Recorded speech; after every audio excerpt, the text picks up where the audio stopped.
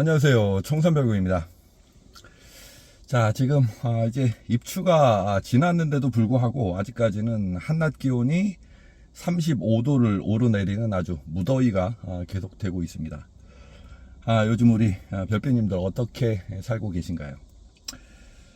시기적으로 지금 뭐 나물철들은 뭐 거의 다 끝났죠. 그리고 이제 장마철이 지나면서 산속에는 많은 버섯들이 나오고 있습니다.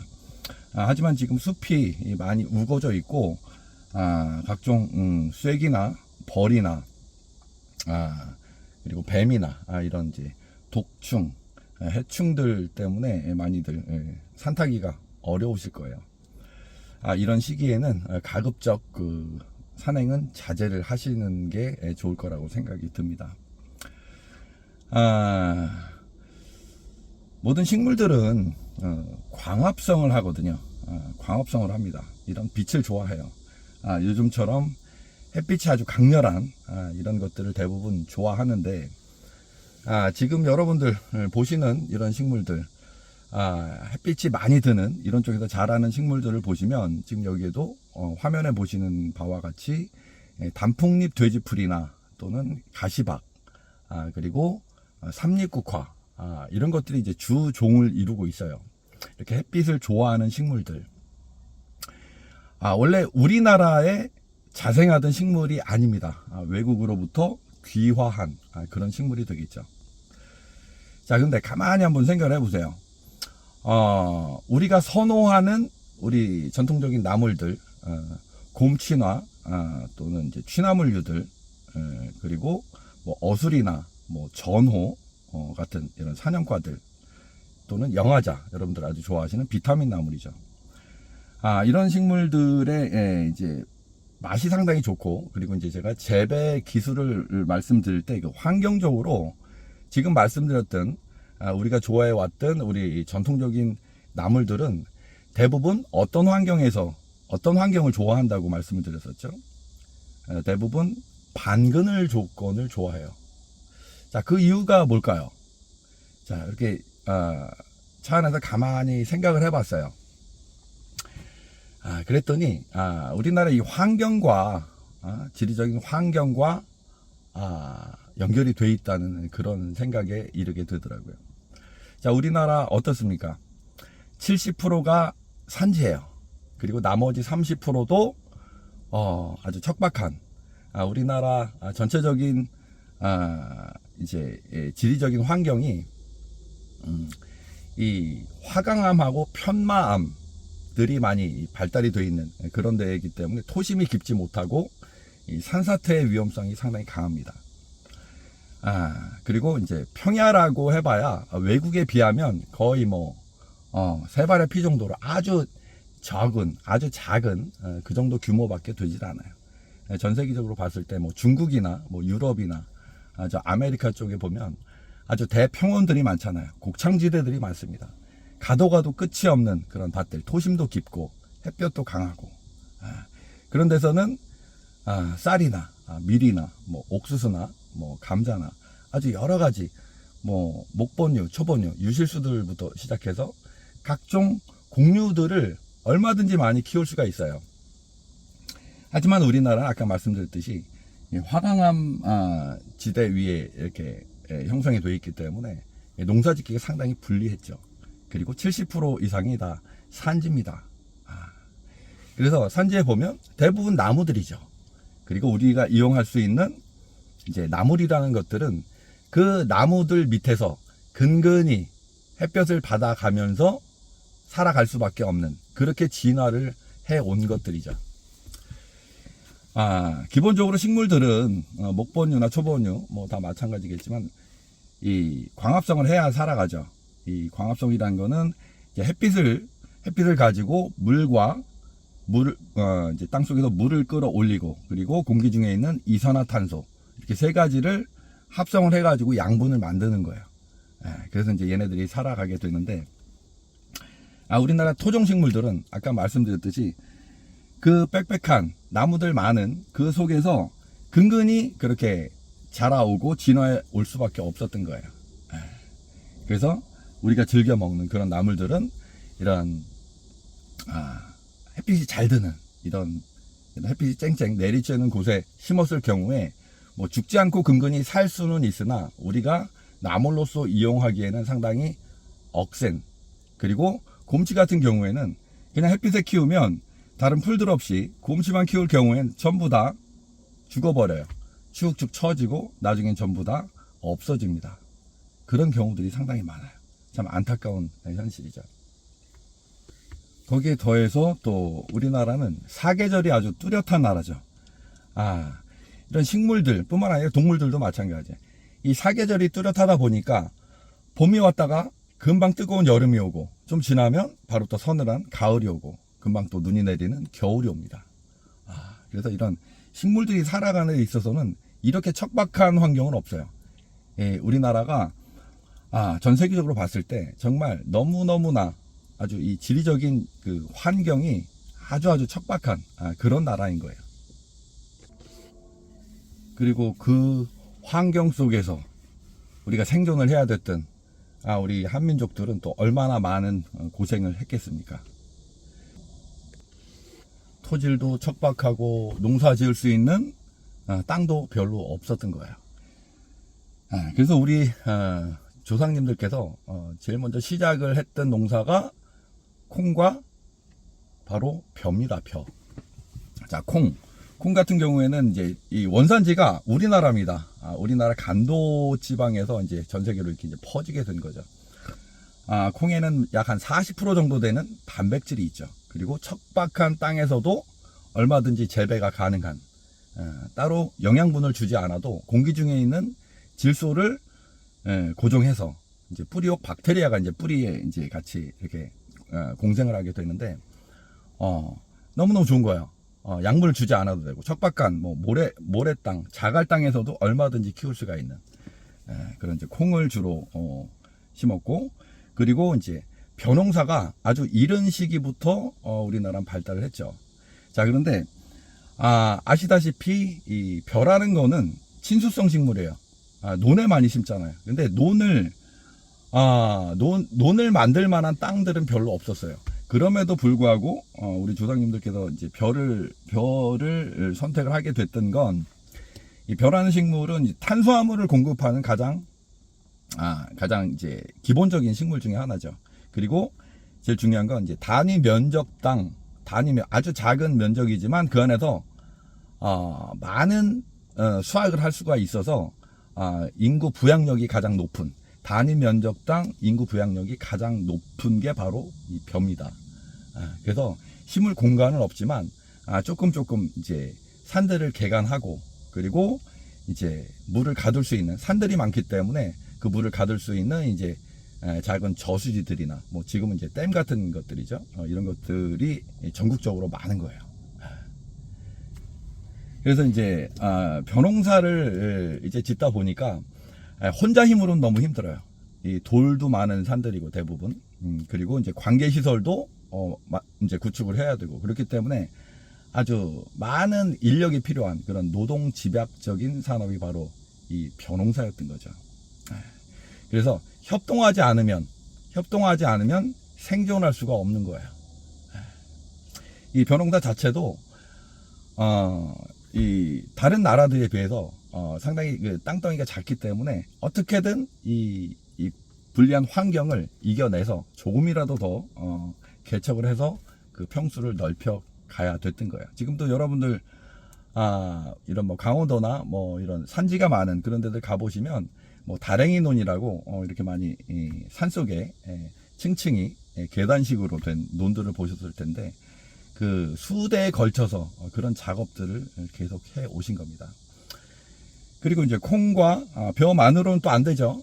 또 다른 식물들을 또 키워야 돼요. 그래서 이제 조그만 또 텃밭을 만들어서 거기는 이제 뭐 감자나 고구마나 뭐 옥수수나 뭐 조, 뭐 팥, 뭐 이런 것들을 또 이제 키우셨고요.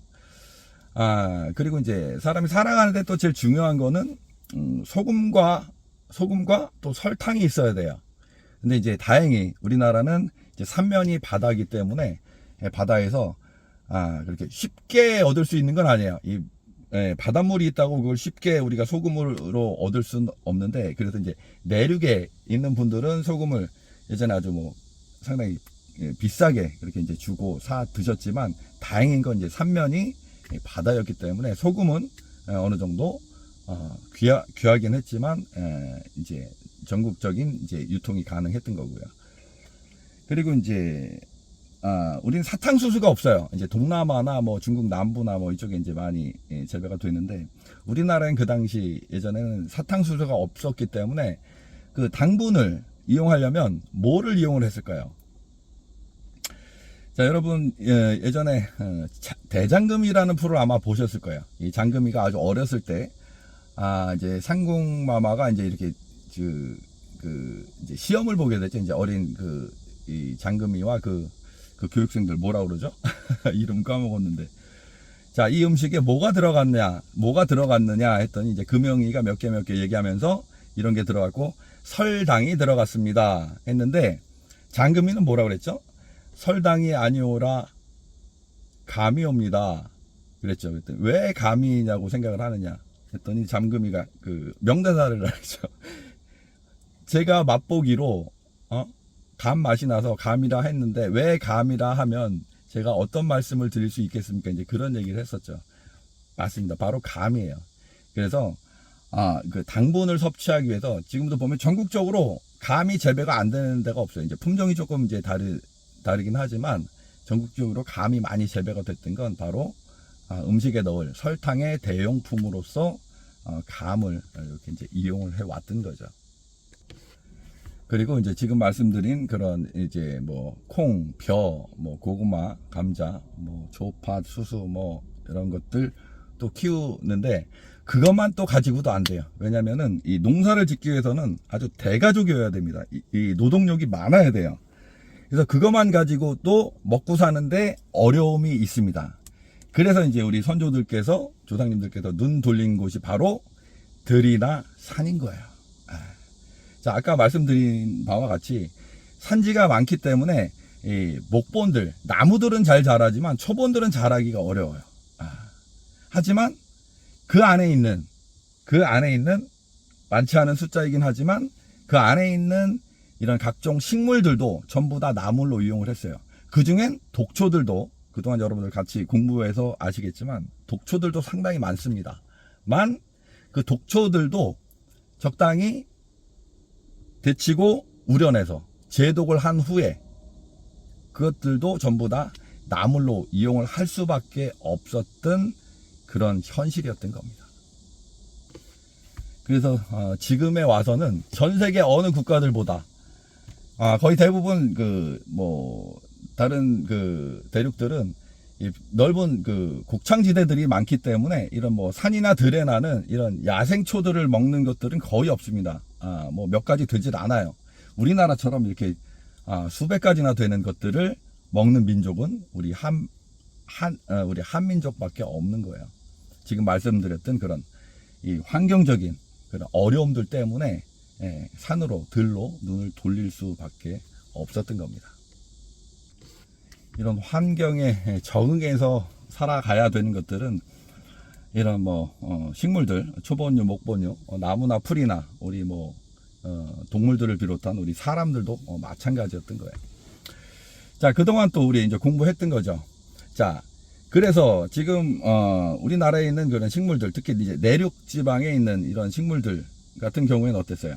식물들의 특징이, 자, 1차적으로 이제 봄에 올라오는 잎들은 햇볕을 많이 받아야 되겠죠. 봄에는 이제 한두 장씩 올라오면서 많은 햇볕을 받아서 이제 빨리빨리 영양분을 저장해서 다른 잎들을, 그리고 꽃대를 올려야 돼요.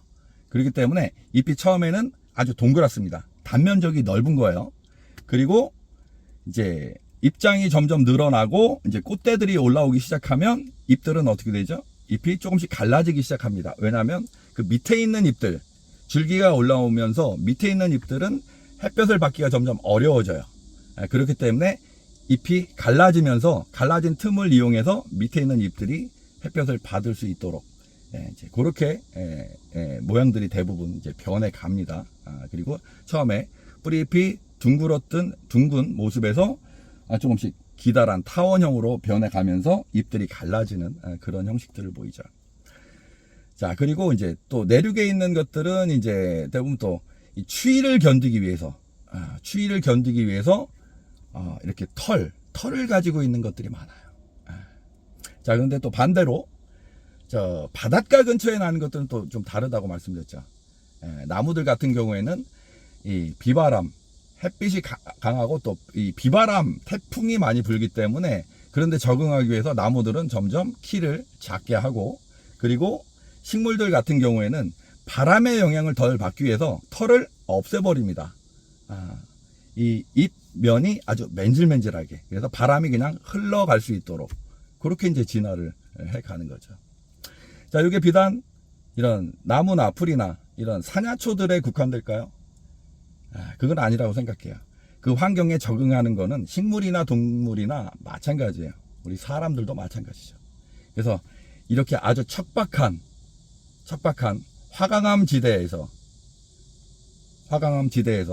70% 이상이 산지인 이런 곳에서 그동안 수많은 외세 침략에도 우리 땅을 뺏기지 않고 아직까지 단일 민족으로서 이렇게 굳건히 지켜왔던 이유는 바로 이런 환경적인, 부지런하지 않으면 안 돼요. 이런 환경에서는. 그리고 단합하지 않으면 안 됩니다. 그리고 열심히 생각하고 노력하고 아이디어를 짜내지 않으면, 창의적이지 않으면 살아남을 수가 없어요. 생존할 수가 없는 거예요. 그래서 우리 민족의 그런 은근과 끈기라는 그런 것들이 바로 그런 데서 생겨났다고 생각합니다. 그리고 뭔가 조금 불편하거나 그런 것들은 바로바로 개선을 해야 돼요. 봄, 여름, 겨울, 가을이 빨리빨리 바뀝니다. 뭔가 지체할 시간이 없어요.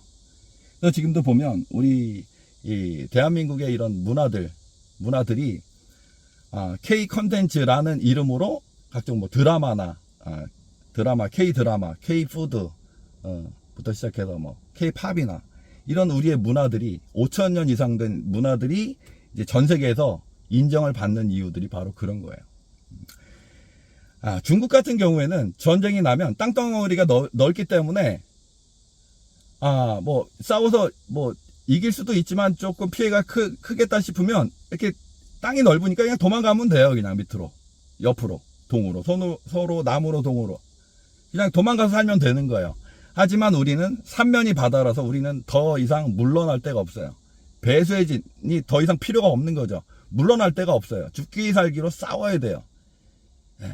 그런 환경적인 특징 때문에 우린 그렇게 살아올 수밖에 없었고, 우리 한민족이 그렇게 이제 생존을 위해서 외세들과 그렇게 치열하게 싸우면서도 끝까지 이 땅을 지켜왔던 거죠. 식물이나 동물이나 이렇게 그 자연에 순응해서 적응해서 이런 살아가는 것들, 그렇게 봤을 때 우리 대한민국의 미래가 밝을 수밖에 없다고 저는 생각을 합니다만, 이제 문제는 이제 많이 이제 세대들이 변했죠. 저도 이제 50대 중반이 되면서 저 이제 자식들이 있는데 그 세대 간의 이런 생각의 차이가 이제 좀 많이 있더라고요. 지금까지 말씀드렸던 그런 환경적인 그런 이제 과정 속에서 살아왔던 우리 이제 조상님들과는 이제 또 달리 지금은 예전처럼 이런 1차 산업, 농업에 기대서 살 수 있는 사회가 아니고 산업사회로 변했잖아요. 그리고 이제 외국의 문물을 많이 받아들이고 하기 때문에 생각들이 또 이제 많이 바뀌더라고요.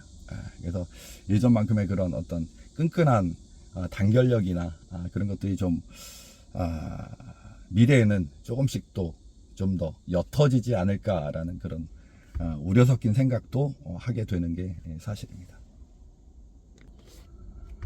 아이고, 내용이 많이 길어졌네요. 바람 쐬러 잠시 나왔다가 차 안에서 이렇게 잠시 드는 생각들을 두서없이 여러분들께 잠시 전해드렸습니다. 그럼 저는 이만 퇴근하도록 하겠습니다. 청산별국이었습니다.